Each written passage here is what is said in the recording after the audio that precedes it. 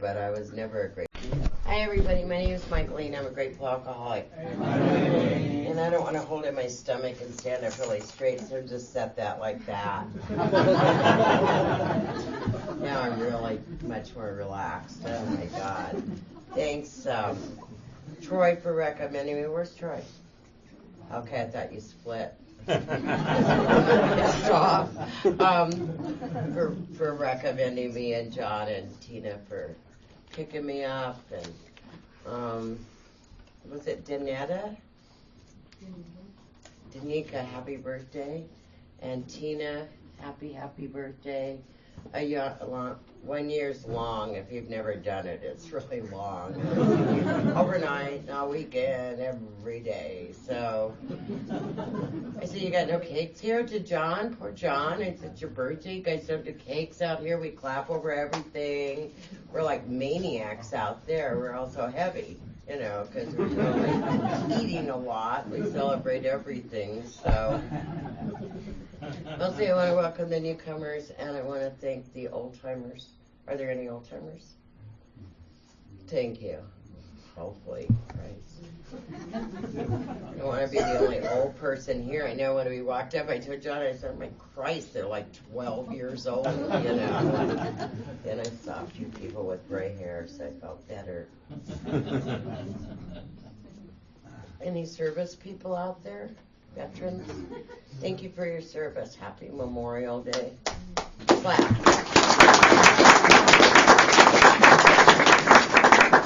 I love it. I just get up here and like boss people around that they do it. It's like totally I'm into this. So I think it was Sherry at dinner, and thanks for free food. I always love that. We were talking about, she was listening to my tape, and or they don't have tapes anymore. I guess it was a CD, and she goes, make sure you tell the part about teaching primary in the Mormon church when I was actually a Catholic. And, and I was drinking wine in the bathroom because teaching primary can be stressful. And I was part of the Ladies Relief Society, which I just joined to learn how to make jam, which I did learn how to do that. And then I drink wine in the bathroom and have a cigarette, and then blame it on the big kids. I'd walk out and somebody nice, real Mormon would go, oh my God, did you smell the smoke? I said, I saw some teenagers that were in there. So I've since made my amends, but I'm just off. You know what I'm saying? There's just something wrong with me, and it's always been that way. Nothing new. I want to welcome the addicts here. I just guess as a courtesy. I have an issue with that, but I don't want to say anything because I'm a guest here, but if I was going to say something, what I would say is something like, doing that, it just always cracks me up, but I think it's kind of like going to the Mormon church, standing up and saying, I'm a Catholic, and I would like to recite the Hail Mary. Do y'all know what the Hail Mary is? It's a Catholic thing. But half the women I sponsor are alcoholic addicts, so I just like to make fun of people. It's one of my characteristics that usually offends somebody throughout the meeting, and I've gotten so old here that I don't care. Basically. My sobriety date's June 30th, 1982, and that's a long time, and I just want to tell the newcomers relapse is not mandatory, and it doesn't have to be part of your recovery. So that's just been my experience. If somebody like me can make it, anybody can make it and stay. I was only serious about this for about 2 hours. I made the call, that desperate call, and I was, swear to God, serious. I didn't even know to call AA. That was God's grace for sure. And then 2 hours later, you realize you've overreacted. But I'd already given them my address, so they're coming to get me, So that's kind of how I got here for almost 29 years. And I was actually raised in Phoenix. I was born in Houston, raised in Phoenix, and I'm a Catholic school kid. And I'm a product of a generation that if you're neurotic and you go to Catholic school and you're a Catholic school kid, you know, and you're neurotic, you're usually going to become a nun. And that's what I was going to do. One, I love black and white. I love the colors. I totally thought that would be me. And I loved that whole ambiance, candles and statues and confession. I just totally was into all that. I just thought it was very cool, the mystique of it all. And I was raised at St. Agnes, and I come from 5 generations of alcoholics, and I don't really like alcoholics. They upset me because they're very hurtful people. I don't know if you've ever met any, but they just make a mess. And I would have never become one on purpose. And if you're powerless over alcohol and you have the progression of alcoholism, then you're going to hurt a bunch of people, and it won't be your intent. It'll look like it's your intent, but it isn't. I had alcoholism without my permission. I had it with my full participation, but I didn't have it with my permission. It wasn't where I was going. I was going to be a nun, and I was going to be like anybody else that I knew that hurt people. I was just going to be an incredible nun. I was going to join an order called the Blessed Virgin Mary Order. The acronym was the BVMs. And the BVMs were very cool nuns.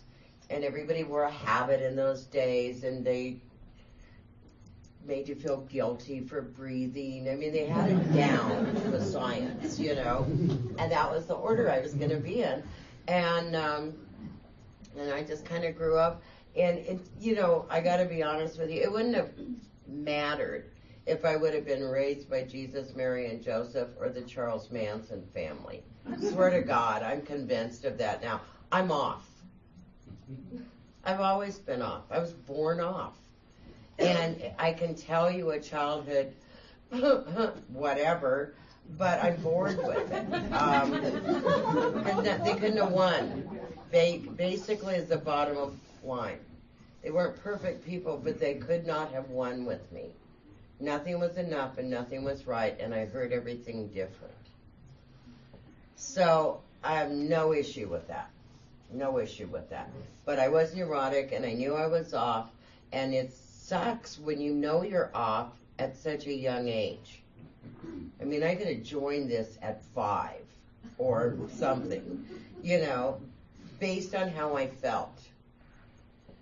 Self-obsessed. I was driven by 100 forms of fear, self-pity, self-seeking, and self-delusion. At 5, I've always been like that. I didn't want to be. I mean, I would have never picked. How do you want to be? Well, I hope I'm driven by 100 forms of fear. You know, really. Totally obsessed with myself and really off. You know, I'm going for that. I was just like this. So, of course, you're going to be a nun. But, you know, I went to my first party where there were no nuns present. And drank for the first time, which I never drank. And the next day I couldn't be a nun. Get it?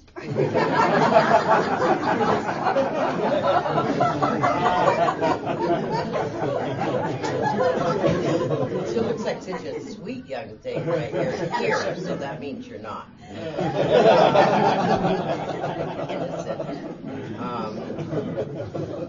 And I don't know, if you're a good alcoholic, you know, what you've got always is a backup plan. You know, if plan A doesn't work, you got plan B going for you. If plan B looks like it's going to bomb, get plan C. And so I was going to be a nun, but I couldn't be a nun, and so I became a go dancer. And that was my backup plan. I mean, it just fell into my lap, you know. And this girl that I knew was, you know, I said, I need cash, basically. I think I said I needed cash because I had decided to come to California. And I was in Phoenix and growing up in Phoenix, and I was almost 14. I was very mature for my age, you know, and decided I needed cash and I wanted to come to California. And so you need cash for that. And so she said, well, I'm dancing at this bar called the Pirate's Den, And minimum wage then was 65 cents an hour. And she said, I'm making $4 an hour cash plus tips. I went, I'm a go-go dancer. I mean, what are the odds of that? And there was an opening, and oh my God, you know, yeah, it was pretty. Here I'm in a little Catholic school, and then now I'm in stilettos and fishnet hose and not a lot of other things, but $4 cash, I'm pretty flexible, and that's what I did, you know. I think it was almost 8 months, and that's so much money. I mean, if you think about it, that's a lot of money, and I saved probably almost $800, which was a fortune in 1965. 1964, that's a lot of money. I was a good dancer. I really wasn't even that good. I was like a legend in my mind, you know. But drunk people will tip good. That's the truth, you know. They're drunk, you're half naked, they'll give you cash, you know. And I like this job, you know. Should be. But I wasn't cut out for sin. I was cut out for goodness. And I knew that. And I, you know, got my cash. And I decided to come to California to marry a sailor. Because they were flexible and open, you know, and willing. And I was almost 15, and I got myself an airline ticket. And I don't know how long airline jets had started. But Sky Harbor Airport, has anybody ever been to the airport in Phoenix? It's huge. Sky Harbor Airport was this big when I left home. Maybe it was this big. And the plane would be out there, and you had to walk on the cement or the asphalt, whatever they called it, to get on the plane. And there I go with my cash, and I got a Jacqueline Kennedy suit, which was very chic. And I got a pair of high heels. I'd never been in high heels till I was a go-go dancer, so now I knew how to wear those. And here was this mom, and her name was Donna Reed, and she was on TV. She was my idol. She wore pearls, and she was such a good wife and such a good mom, and she was just a good little goodness person. And I decided that was going to be what I was. And I had to get a sailor to marry me first, and I went to the Pickwick Hotel, which is downtown San Diego, and I got a sailor, and we got a puppy and a baby. I mean, I really wasn't sure. I'd only seen so many episodes, but I kind of got the general idea of what you do to go happily ever after and be a grown-up. You know what I mean? It didn't. Being a kid was stressful on me. It was stressful. I don't know. Being young when you're not normal. Oh my God, it's so flippin' exhausting. And other people look like they're normal and they're just playing bouncy ball, and I'm pensive. I'm thinking about myself. You know, and they were just out playing dodgeball and stuff, not me. I'm thinking, you know. And so when I looked at the grown-up deal, especially on TV, and I thought, that does not look that stressful to me. It looks like a cakewalk. You get a puppy, baby, subscribe to Parents Magazine, make a meatloaf. I mean, it's not rocket science. And, that was my story. That's what I did. Pretty much for the next 20 years. This is how I like guys, so watch out if you're out there. I love good-looking alcoholics with potential. You just have to have potential. You have to be good-looking. Already checked Austin out, little young, but he's going somewhere, being somebody, you know? And I like him. I liked him a lot. I just, you know, he was going to be like, you know, our house was going to be like Ozzie and Harriet, you know, only Ozzie wasn't bringing home ice cream. And he was in the Navy, and they drink quite a bit. And I really didn't drink too much over the next 16 years. It really wasn't my story. I was episodic. I was such a periodic that you couldn't pick up a pattern. what I was consistent about was I was a martyr. And I'd like to welcome any Al-Anons that are sitting out there. You know, I wanted to just be an Al-Anon. You know, we're the good ones, they're the bad ones. We forgive them, they're bad. Then we get a couch. I loved it, you know. I mean, I got a lot of furniture out of guilt, you know. And I just kind of liked the whole thing, and I'd be the good one. And people go, oh my gosh, I don't know how you do it. And I didn't either, you know. But that was my story. And we were allowed at dinner. I've never actually been to high school. I mean, I went to the campus. But basically to French kiss this guy named Daryl and smoke cigarettes. I mean, that was basically why I stopped by the campus. Totally stressed me out looking at the whole atmosphere. And so that's why I went to the bar and danced in the bar and saved up go-go money to come to California. It just wasn't my shtick, you know. I mean, I didn't blend well in elementary or middle school, but I certainly, high school looked like I'd commit suicide or jump off a bridge or something. I don't know if I was focused enough to commit suicide, but freak show, so I didn't go. I am a good liar, though. I'm not now. I could be. I mean, I have the potential to be, but I don't. But then, what I did was like creative truth. I was like, if this were true, if this was what I wanted to be true, this would be the truth. And so what I did was I enrolled in City College because I thought, and I said I'd gone to this high school, which I had, and I put the year I would have graduated had I actually attended. And that's how we got into everything. My resume was not true or honest until I was 7 years sober. I had degrees, man, University of Michigan, because I took 52 credits there of healthcare management. So that's for me, that's like a degree. And then they said, then I found out it was Michigan University, I didn't even know where it was, but whatever, I was inside, and I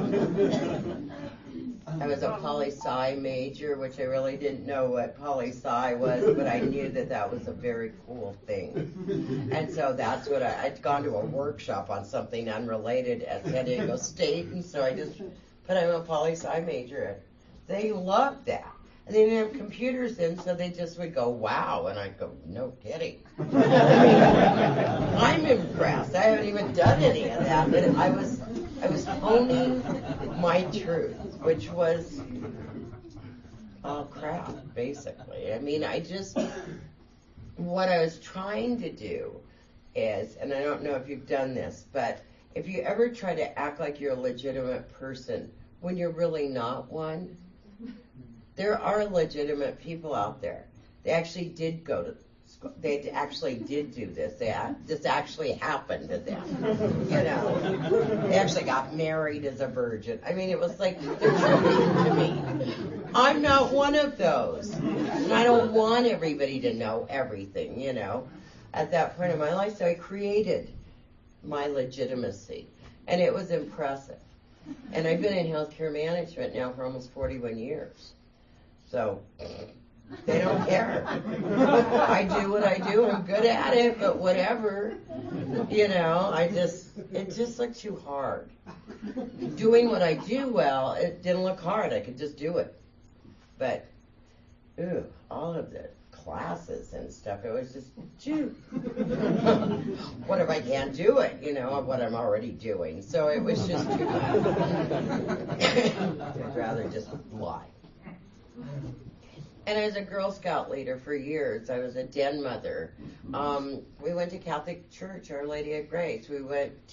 I taught primary in the Mormon church for 3 years and baked bread and hung with the Mormons, you know. I wasn't like them, you know, and every once in a while I'd have a little bit of wine or a cigarette there in the bathroom and blame it on teenagers. But I totally dug making jam and family home evening, and I just thought a lot of this is very cool. Couldn't buy the whole deal, but I just liked it. I just thought that was so good for the kids. And he'd misbehave and I'd be good. And then I'd forgive him, and then we'd get to go camping, and basically that's what my life was like. And I'd get drunk at the ER Christmas party. I worked ER for 13 years, and I'd get drunk at the ER Christmas party, and it was like from 4 daiquiris, you know, and they had to be weak, and it just didn't look like I was going to be the one with the problem. He was the bad one. We'd kind of made a deal, and he would misbehave, and I would be good, and I would forgive him, and I'd be a martyr, and I'd come through on every area, and he would fall short sometimes, but I'd forgive him. Love forgiving. Because you can usually get stuff out of it. Not because I'm good, you know, I just did that. And that's really what our life was like. You know, that was what our life was like. And when I think about it, the only thing that I know for sure that was true is I really love my kids. They did make me whole and complete. They mattered to me. Their happiness, their self-esteem, their self-worth, all of it mattered to me. And I was devastated by the divorce, and I had to do it because he was going to wreck my happily ever after family, and I couldn't let him. I couldn't. And so then I realized I was the only divorced woman in La Mesa. The only one. Nobody else had failed. Me. I was the only one in the whole city. And they all knew. Everybody knew. People I didn't even care knew. I knew that they knew. And I couldn't handle that. I felt so bad.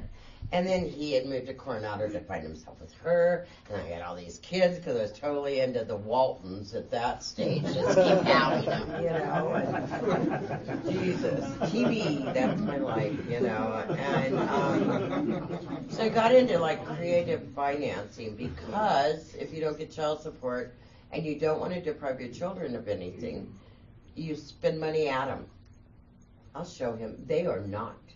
Anyway, I called it creative financing. Somebody else called it fraud, whatever. You know, it's like, I don't think that's that bad. I mean, it was like, I said, well, I'm not on welfare. No, but you're committing a crime. And I was like, fine. Fortunately, I knew the president of my bank. I'd served on a board with him. And so instead of doing jail time, he just would threaten to close my account and then end up loaning me money. And I loved him. He was a good man. And then finally he just said, you can't, I want you to bring in all your checks. And he wasn't just like happy to close my account. He wanted me to bring him the checks. Because you have checks, what do? Doesn't matter if the account's closed, does it? If they're dumb enough to, and they didn't run them through little machines, then they just looked at you, and if you look like a legitimate person, they take your check. I probably look less legitimate today than when I was pretending to be legitimate, you know? But that's what it was like, and then finally, alcohol fixed me, and it fixed me different. I wasn't visiting at one conference or visiting at an ER Christmas party. I was so broke and raw that it was the perfect opportunity for alcoholism to just get me good. It had been trying, and in retrospect, I saw that then, later on, but I didn't get it. I didn't see that these other episodes I had and my martyrdom. I've always been trying to fill a hole up inside of me with something. I'd taken foster kids, I'd be a Girl Scout leader, we're working at the ER. I would do anything I could to fill up the hole so I'd be legitimate and whole and complete. And when all that quits working, and I think that the divorce really was the catalyst to just really let me know that everybody knew now I was faking. I wasn't a great wife. I couldn't have been. Why would this have happened? You know, I wasn't a good mom. I couldn't provide financially for my family the way I should have been able to. La, la, la, la, la. So driven by 100 forms of fear, self-pity, self-seeking, and self-delusion, I made such a mess. But my girlfriend introduced me to wine after work. And I had needed a lot of drinks for a long time. I'm surprised I didn't just jump off of the roof, although we lived in a one-story home. It was bad. And I was like working all day in the ER and then coming home, grabbing this one to get her to dance, this one to gymnastics, this one here. And that's what my second shift looked like. And my neighbor just was like, she goes, you need to come over and have a glass of wine with me on the front porch when you get off work. And it's a good wine and yada, yada, yada. And I didn't really like wine. I didn't really like drinking that much. Especially if it tasted like alcohol. I didn't really like that much. But I thought I do need to take a 10 or 15 minute break in between. And just go in there, help me start to relax a little bit. And I didn't love the wine. But with fine wines, you acquire taste. Oh my God. I thought I do love this now that I think about it. I love this a lot. And I started relaxing. I started to relax. And it was kind of something happened, kind of like the third step deal, where I started to kind of know something and feel a sense of something that I'd never felt before. And it was a quiet place. My head wasn't spinning. My heart wasn't beating. I didn't have a knot in my gut. I was relaxed for the very first time in my life. And if you've ever been tense and then you get relaxed, wouldn't you want to do that again? Hello, it's not rocket science, it's like, of course. And I always say, well, I might have taken yoga. Right. But I acquired such a taste for this good wine. And she didn't have a drinking problem. She'd have a glass of wine and sip it. A glass of good wine and sip it. Fascinating. And so one day I went over there for my break, and she had a box of wine sitting on the thing, and I'd never seen that. I said, what is that? She goes, I got you a box of wine. I went, oh my God, this is so cool. And it's got a spigot. I love spigots. I mean, it's just easy. No cork, no getting it together, no skinny little bottle. This is a box. And she goes, and it's all for you. And we'll keep it in the fridge because I didn't want alcohol at my house or around my kids because of their bad fathers. And I went, oh my God, I mean, she was a good friend, a box of wine, because she couldn't afford the fact that I had acquired a taste for a good wine, which was apparently an issue. And so that's what happened. And the progressive disease of alcoholism, and for a very short period of time, it made me better. It made me relax. It kind of, in a way, I almost got hopeful. Because if you relax and you can regroup, I'd relax and kind of regroup and refocus and, okay, I can do this. And I kept drinking more and more. And I didn't know I had the progressive disease of alcoholics. I know what they're like. I'm not like that. And then all of a sudden, those kids were getting on my nerves. I don't know if you've had kids, but they're very selfish people. And they want dinner, and I'm the only carpool mom. Can't somebody else carpool? And I didn't know why I was changing. I thought that they had just gotten more selfish. I really did. I didn't know any of the things I know today because I would have never hurt them on purpose. I loved them. That was my purpose. But now I'm realizing how selfish they were, and they're kind of screwed up too, which I was sure was their father's fault. And I was trying to figure out what to do, and then I realized, I shouldn't drink because they're seeing me drink now, and I had to hide it because of their father's drinking. When he was there, they didn't like his drinking, so I was just using it to relax a little bit, so I'd hide it. So that they wouldn't see it because I didn't want to upset him, which is a good mother thing to do in my mind. And now I know that's a sign too. And that's what happened. I started to destroy everything and everybody and started drinking at work.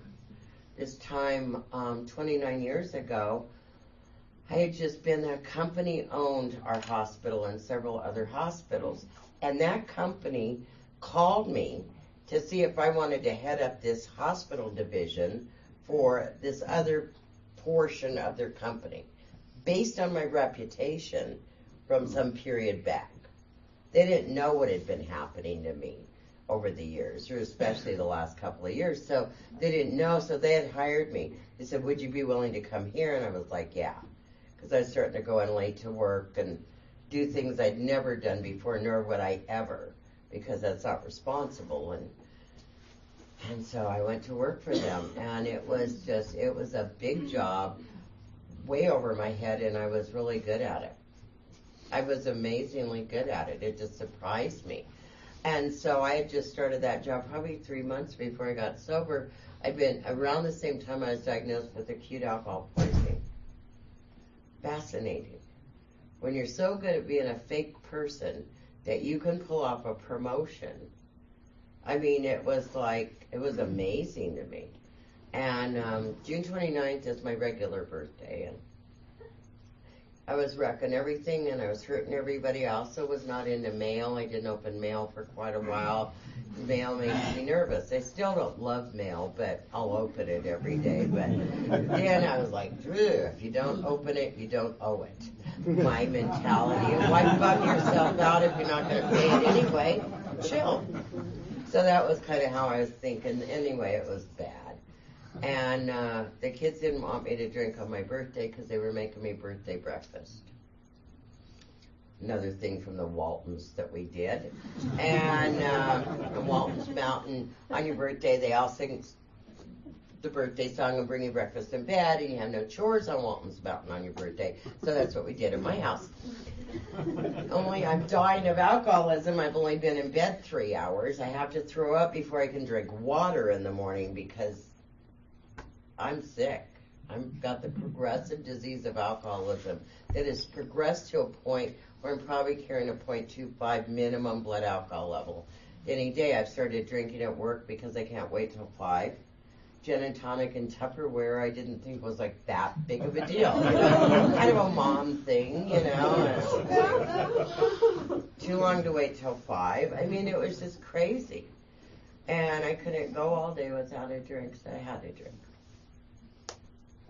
And I came to it in the middle of the night, and I didn't know where I was. I didn't know where the kids were, and that had never happened before. And I got scared. I got scared different. And I knew it was over, and I didn't know what. I didn't know about you. I didn't know about Alcoholics Anonymous. I didn't know about any of it.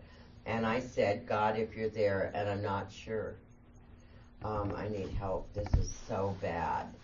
And I got up, and I remember walking around to see where I was, and some friends apparently had been called to come get me out of the bar.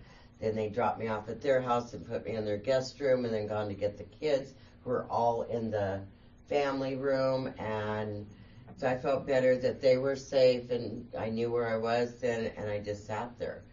And God's grace for me is God does for me what I can't do for myself, or what I don't know to do for myself. He has never done anything I could do for myself. But he has always done everything I can't do for myself. And what I didn't know to do was come here. I didn't know. And so it was like, I think it's God's grace. I call AA, which is so weird. And I tell this lady named Flo 12-step me that day, and I tell this person who I don't even know the truth, which I'd never done to anybody. I mean, I'm just vomiting more information, I'm sure, than she actually wanted to hear, but I'm just like, what? She asked me, and I told her. And it was bad, and I'm just like, this is so bad, and this is what's happened, and I'm a terrible person, I'm a terrible mother, and I'm blah. And she says, it's going to be okay, I'm going to take you to be an AA. I went, okay, I'll be an AA. She goes, now I want you to call me today before you drink, and I'll pick you up tonight. And I said, oh, I'm not going to drink. I'm never drinking. I'm going to be an AA, totally into this. And she did make it sound good. And you know how you go 2 hours later? I mean, I want to be an AA because she was nice, but I'm actually going to need to drink something. Not a lot. Not a lot. Just like a little bit because I'm like more tense. My neck's pulsating. I'm freaking out here. You know, but I, being naive, I just thought, it's a rule. You have to call first. Just the way she said it made me think it was a rule.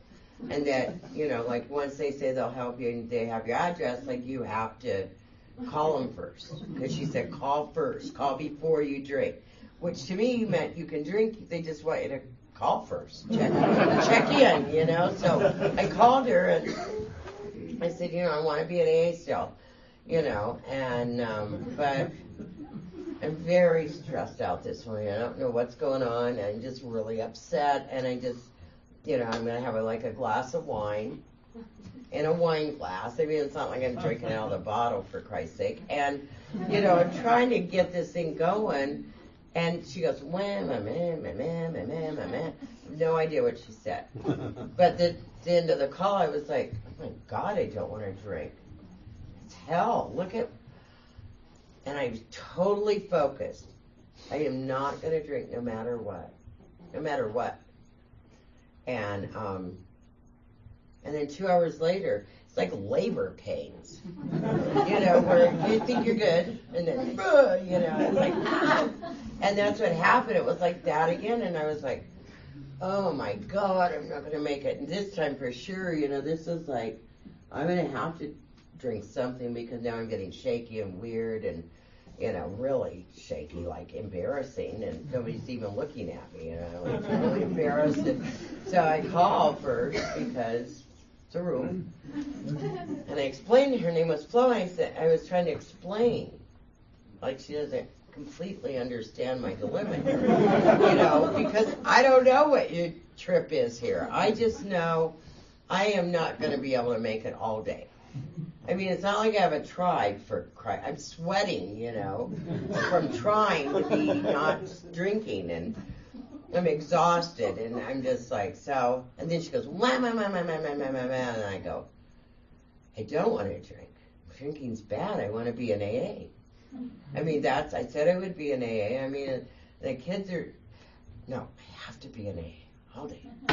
And then now I got it, you know, now it's like I'm totally committed. And 2 hours later.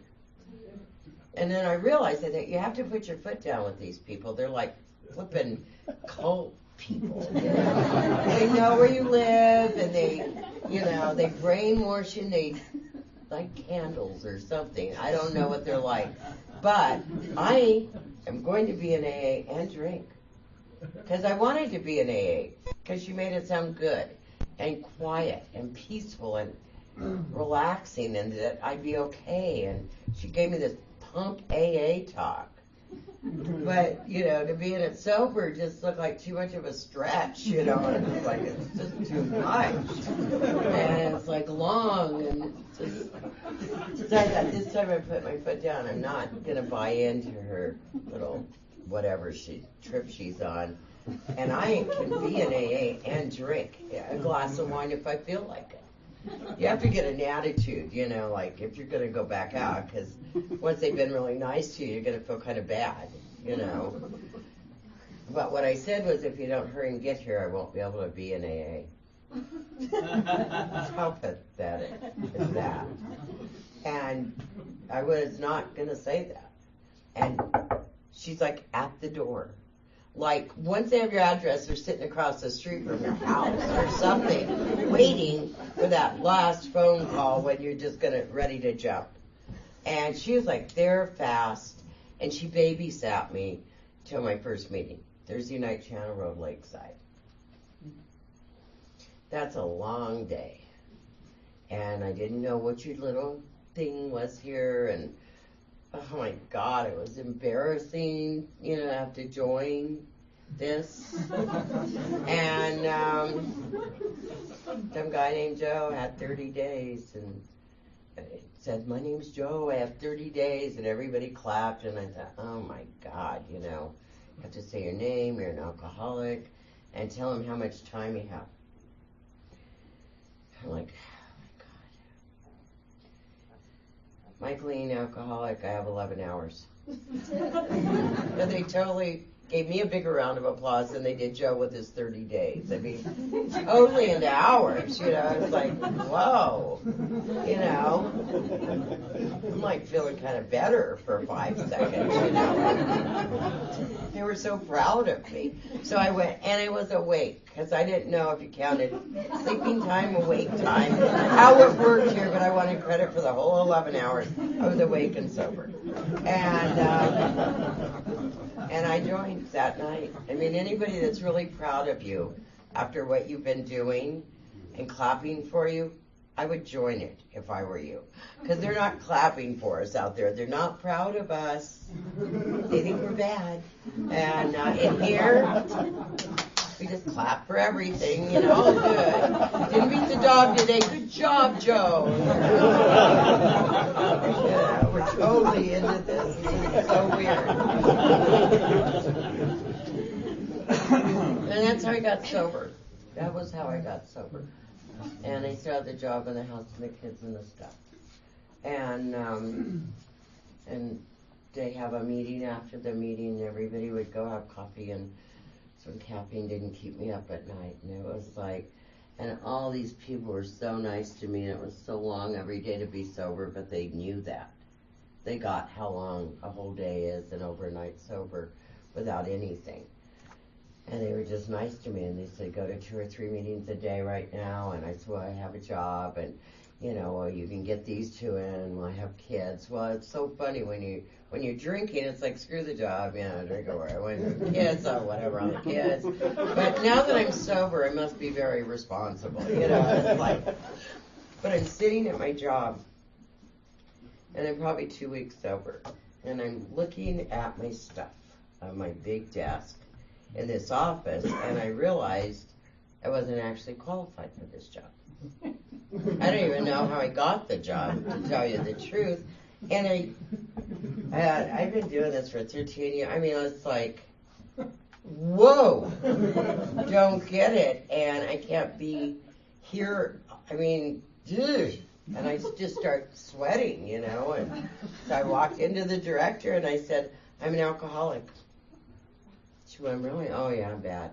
I was even drinking here. I had to join AA. Really? I said, oh, yeah. I'm in AA now, and I have to go, you know, I have to go now, I can't be here. And she goes, you know, take the rest of the day off, this is good, you know. I went, no, I think I'm going to have to quit. I'm not going to be able to work and be in AA. I'm just to do this, I can't, and it's long. I mean, it's like bad enough if you're not working and sober, but working and being sober is just too much. It was too much for me anyway.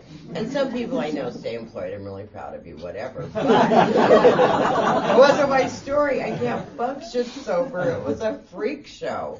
And I went home and I sat in my mental patient rocking chair. I got 180 miles an hour, just going nowhere. You know, it's like, yeah. You know, the kids are like walking by going, what happened? I went, I can't work. I'm in AA now. And I'm not actually qualified for the job. I mean, I was like, everything's a lie. I'm just, what?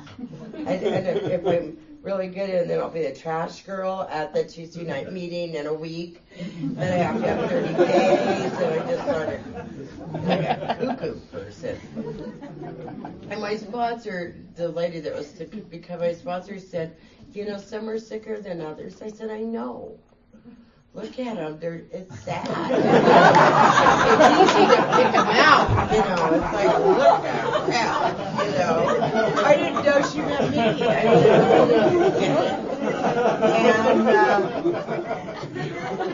and so I'm just waiting to be in the next meeting of AA. And pretty soon they're coming. Apparently, a box of mail was at the post office of, don't want to open it because if you open it, you owe it. If you don't open it, you don't owe it, and you won't get stressed. But they will take you home. Apparently, that was one of the pieces of mail that they kept sending me that I didn't want to open. And they will take your car. They will relieve you of all your worldly possessions for failure to open mail. Now, when I talk about it, it sounds so innocent. Don't open your mail. But when they talk about it, it's like bad, and pretty soon the kids are going, what is happening? I said, I don't know. I'm in AA now. And I have work, and I guess they were giving me mail, but I didn't get it opened, and it's just, I'm tired, I'm just in AA, and it's so hard to be sober all day. We're going to go to Dad's just while you're in AA. And I said, give me a couple weeks. They got 12 things they want me to do. It's like not rocket. Not like Est, it's like, whoa, it's a book, it's 164 pages, and they have some like little sob stories in the back, and 12 things are there, and you have to take out the trash or stuff. It's not a big deal thing. Give me a couple weeks. It was the summer of '82, and it's like, go to Coronado and be at your dad's. He had gotten sober with a chick called Terry Cole Whitaker. It was a very new age minister out in San Diego who was the rich get richer, rah-rah. But he'd gotten sober that way, and he and his wife, and they were in Coronado, and I just thought, go be at the beach. Let me just be in AA for 2 or 3 more weeks, and I'll figure all this out. Fake resumes are a dime a dozen. I could probably even go back. Apparently it was so good I could have gone back. But in 2 more weeks I wasn't better. And I couldn't figure out how to get back to work. And I couldn't figure out how to get the house. And it was too much, and I just let it all go. Only because I couldn't figure out how to not. And so they just made me, where I got sober, if you whined, you got a service commitment. And I had about 55 service commitments per week, it seemed like. I'd be the trash girl and the chair girl and the coffee cup girl. And then I was young, then it was the ticket girl. It was the ticket girl at Saturday Night Speakers.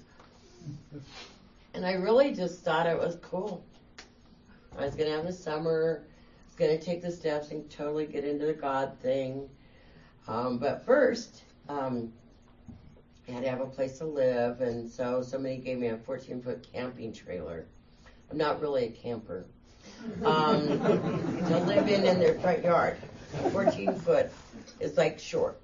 And it's almost round. It's nondescript. And it had red shack carpeting, which is not one of my colors. And this thing, they wanted me to, I thought they meant a mobile home, which I actually didn't want to live in a mobile home. Even though it was free, it wasn't a mobile home. It was a round piece of metal with red shack carpeting and a thing called propane, which I'd never even heard of. And somebody brought me a bicycle so I could get to meetings. Oh, raw. I'm not really a bicyclist either, and I'm like not a camper, not a bicyclist. And I started finding these, gifts from God. That's what your sponsor calls it when you're getting screwed. Oh, that's a gift from God. That is a gift. That's a miracle. That's a gift. It's not a gift, but they're convincing you that it's God.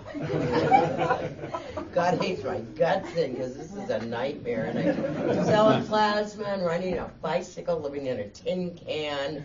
The kids are in Coronado with him while he's finding himself. I'm like, I don't even know. I just realized that what I really needed was on the inside, and I needed a boyfriend to be an AA with me. To help me be a good AA person, and I wanted to go to AA dances, and I wanted to get laid, basically, and be close to God. And I needed a guy with a MasterCard and a car. I didn't have high standards, just a running automobile and a credit card. And I could survive AA, sober, it's like, and I couldn't get a date. My sponsor said it was a gift. And I don't know if it was because I was like plasma bandage on my arm, the fishing cap with the lure, the bicycle. I mean, I thought it was hot, and apparently I was not. Bringing him in. And I ride my bicycle to Taco Leo's at night because that's where the payphone was, and I just cried. I'm going to have a nervous breakdown, and I'd sit in the camping trailer because it had no running water. I had a hose outside I had to bring in. And I had no phone, I had no television, and no radio. And she would say, ask God to hold you tonight. Like, okay. I don't think you really understand my needs. I think a furry chest, and then I'll pray. I mean, I just gotta have something here going so I can be spiritual. I mean, I'll take this step, I'll do anything.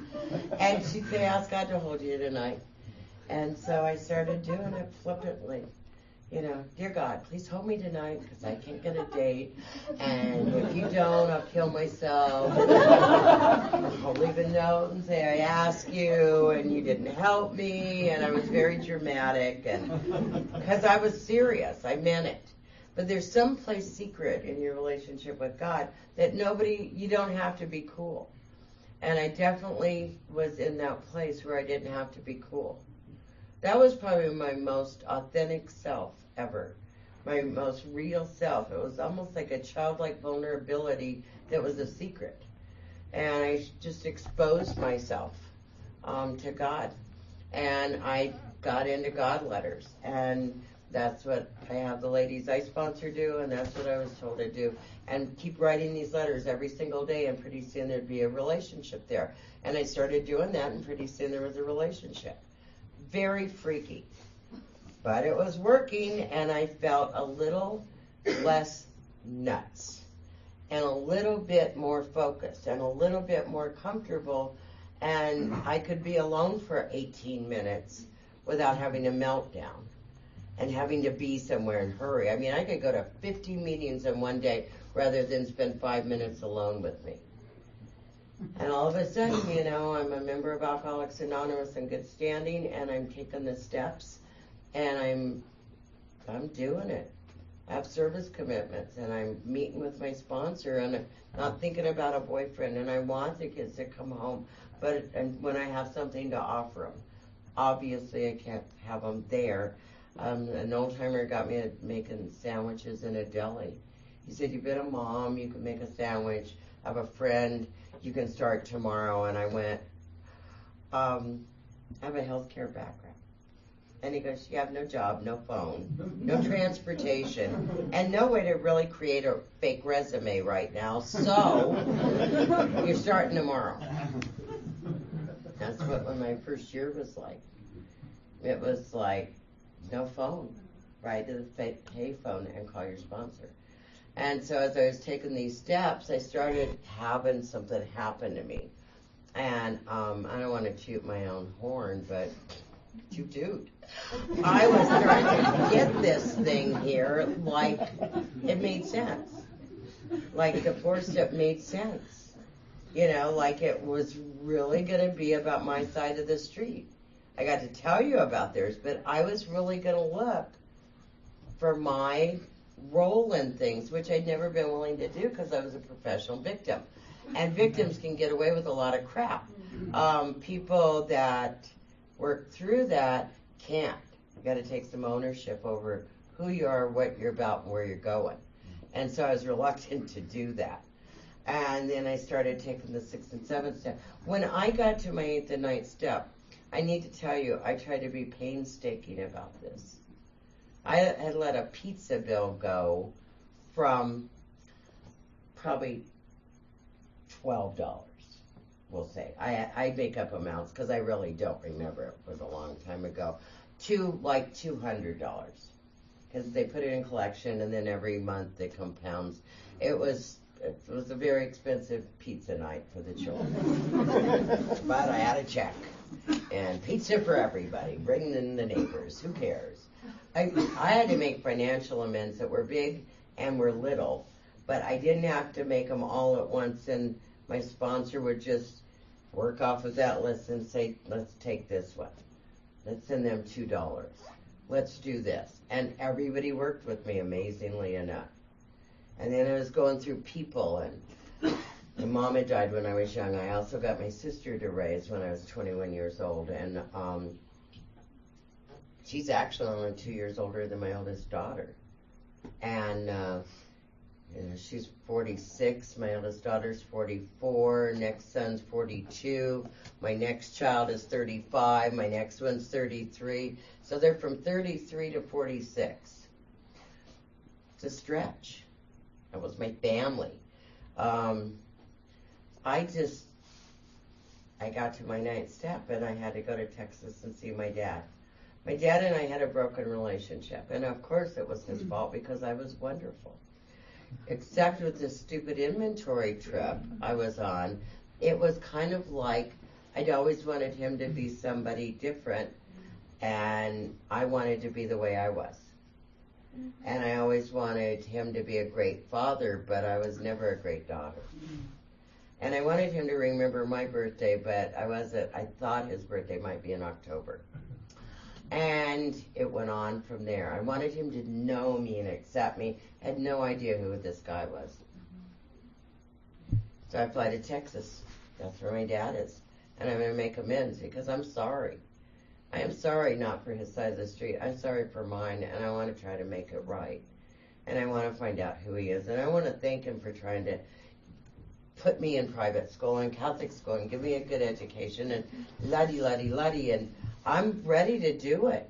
And I go there and I meet with my mom's sister who's and I'm getting ready. I'm feeling very spiritual. I was 5 years sober by then, and this was my biggest one and the hardest one. And so I'm telling her, I said, it's just so weird, and I'm gonna go in AA now, and I'm gonna go make my amends, blah blah blah. And she goes, and I said, but it was like we weren't connected, right?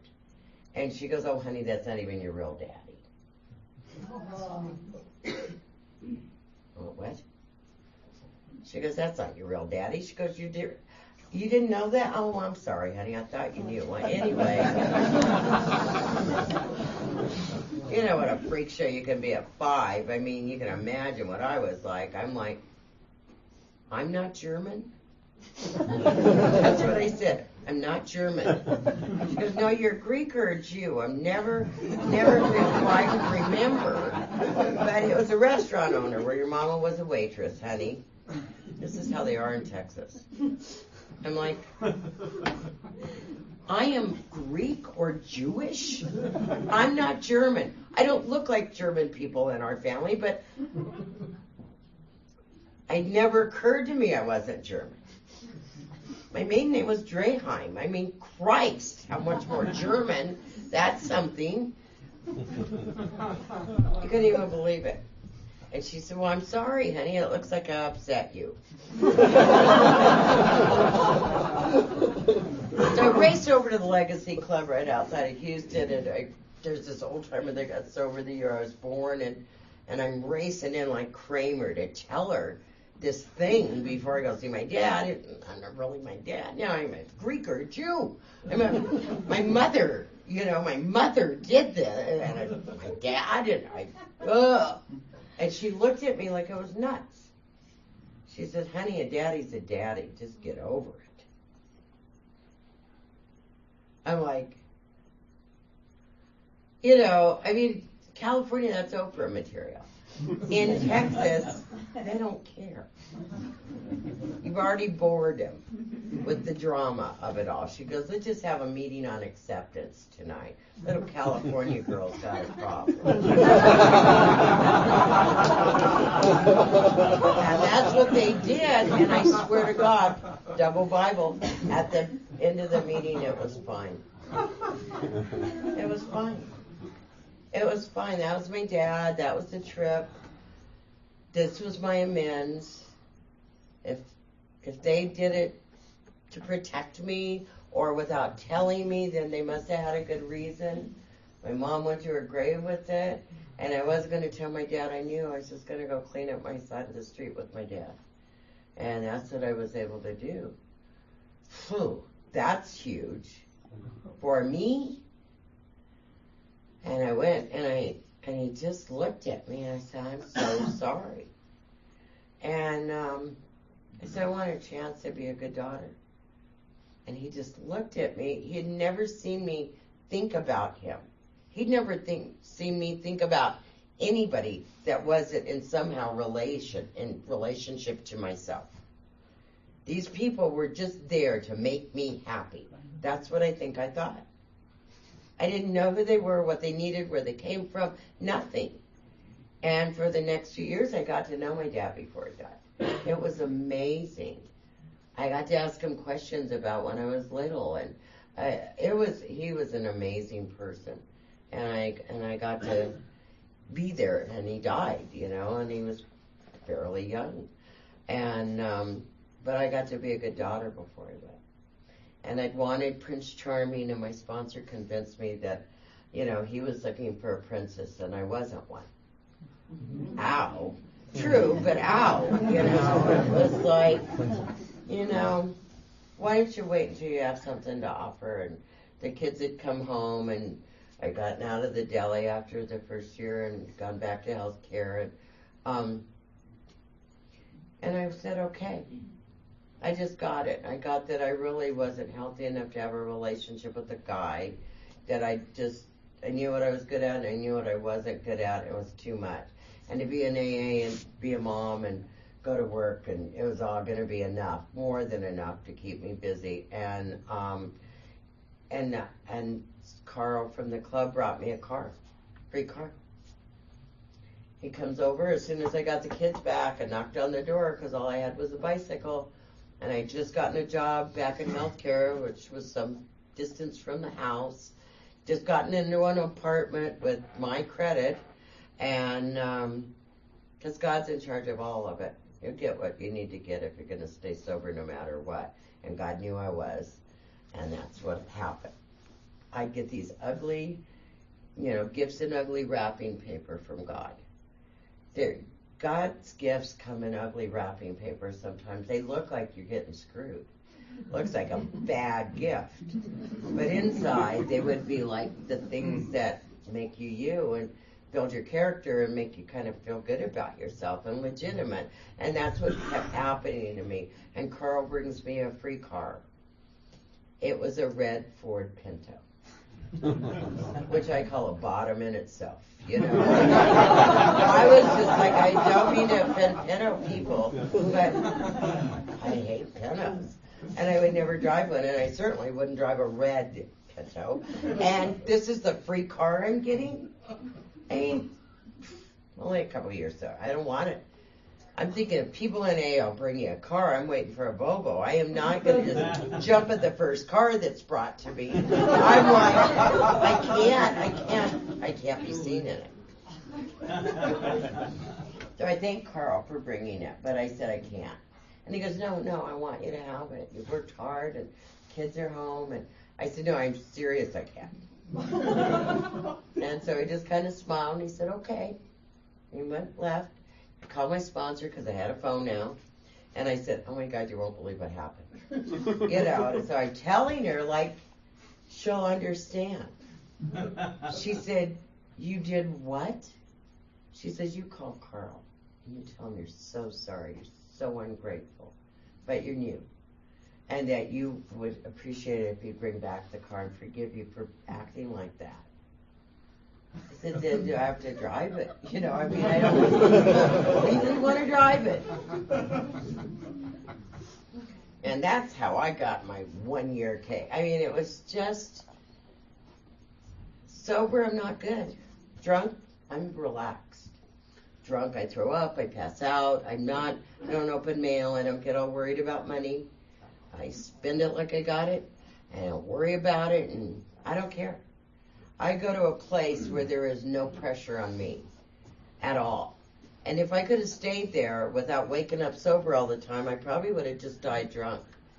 Because I did not know how to live every single day. It was just too much.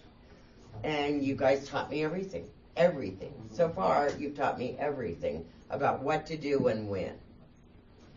And, after a few years, I'm raising the kids. You guys are helping me with that. Transportation, all of those kinds of things. And the next thing I know, I meet Prince Charming. He drops dead a few years later from a heart attack. I got about 5 minutes and I'll wrap it up. This is what I'm trying to say. Every single thing in God's world is in perfect order. Mine isn't always. I needed help raising the kids. I needed help getting back to work. I needed help getting my amends made. I needed help with everything. I needed help burying him unexpectedly. I needed help. 2 heart attacks, open heart surgery. The next thing I know, I'm young. I had just done a 5K. I'm like, this is just crazy stuff. And then I look around, I think it's nothing compared to what other people I've seen go through. This program will make you stronger. It will make you legitimate. And it will give you kind of spiritual confidence if you stay busy. I've always had service commitments since I've got here. My kids have produced 8 grandchildren and 2 great-grandchildren. My grandkids are 6 to 27 years old. They think I'm a regular grandma. They've never seen me drink. My 2 oldest are in the program. The 2 youngest are glad. I have a son that's been in Afghanistan for 2 years after 8 years in the Marine Corps. And it's like, this world's like in perfect order. And the best thing I've got going for me is I'm the secretary at Thursday Night Women's Step Study. I am. I'm the bathroom cleaner at my home group Sunday morning. I'm an H&I person.